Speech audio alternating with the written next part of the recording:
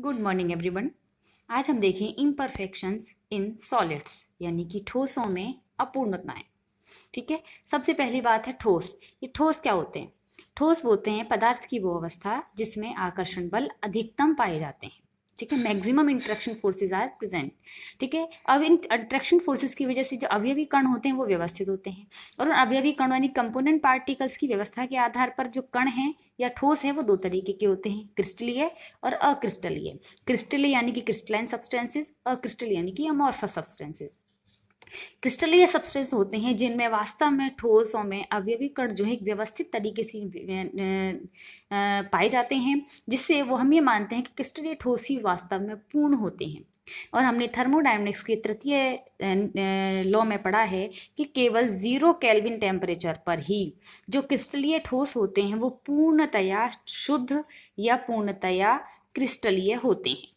क्यों? क्योंकि इस ताप पर अवयवी कणों की गतिज ऊर्जा बिल्कुल जीरो होती है, और जब गतिज ऊर्जा बिल्कुल जीरो होगी यानी कि वो अवयवी कण गति ही नहीं कर सकते, और गति नहीं कर सकते तो वो कहीं जा नहीं सकते, और कहीं जा नहीं सकते इसका मतलब वो वहीं रहेंगे जहां पर उनकी व्यवस्था दी गई है।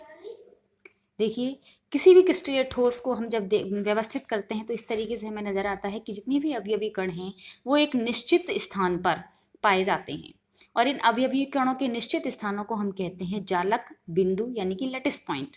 और ये जालक बिंदु जब पूर्ण क्रिस्टल जालक को बनाते हैं, क्रिस्टल को बनाते हैं, तो उसे हम कहते हैं जालक यानी कि लैटिस। जब टेम्परेचर 0 केल्विन से ज़्यादा हो जाए, एटमॉस्फेरिक टेम्परेचर हो जाता है वातावरणीय ताप, तो अवयवी कणों की गतिज ऊर्जा बढ़ती है। अवयवी कणों की जब गतिज ऊर्जा बढ़ती है तो उनकी अपना स्थान छोड़कर कहीं भी बाहर जाने की संभावना बढ़ जाती है, और जब अवयवी कण अपना नियत स्थान छोड़कर कहीं भी अन्यत्र चले जाते हैं तो ही ठोसों में अपूर्णताएं उत्पन्न हो जाती हैं।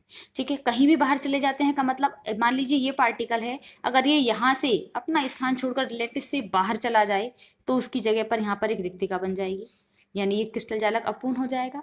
ठीक है, दूसरी चीज़ ये भी हो सकती है कि ये अवयवी कण यहाँ से बाहर ना जाके इस ये बीच में जो इंटरस्टिशियल स्पेस है, अंतराकाश हैं, इन अंतराकाशों में चला जाए, तो अंतराकाशों में चला जाएगा तब भी यहाँ इसका स्थान तो रिक्त हो ही जाएगा, यानी कि ठोस अपूर्ण तो हो ही जाएगा। इस प्रकार जब अवयवी कण अपना नियत स्थान छोड़कर जालक से कहीं भी बाहर या जालक में ही कहीं भी अन्यत्र स्थान पर चले जाते हैं तो उसे हम ठोसों में अपूर्णता कहते हैं, और ये केवल कुछ जालक बिंदुओं पर ही उत्पन्न होती है। इसीलिए इन अपूर्णताओं को हम पॉइंट डिफेक्ट यानी कि बिंदु त्रुटियां भी कहते हैं।